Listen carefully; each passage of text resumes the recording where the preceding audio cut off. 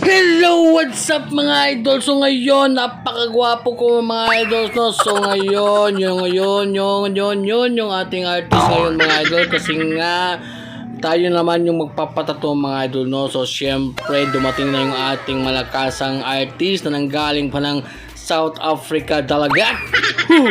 So dyan, syempre, ako naman yung nagpatato mga idol. Kasi nga, medyo na-miss ko na rin yung sakit na nararamdaman ng aking puso at isipan at damdamin yun, no?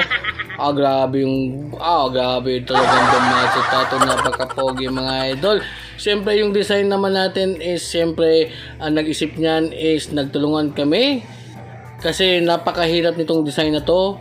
Para tong crown na ewan ko kung anong crown to, basta yun yung napili ko.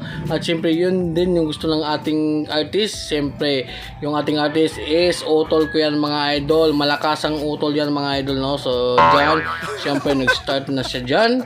At syempre yung ginamit niyang needle dito mga idol ay hindi yung ating big waps kasi nga medyo nagpa-practice pa siya mga idol, pero magaling na rin yan mga idol kasi matagal-tagal na rin siyang nagtatato, no? So kaya syempre siya na yung ating pinatato mga idol para medyo bawas gastos mga idol. So yun, no, natapos na kami dyan siguro after ng siguro mga 1 hour and a half, parang ganun mga idol.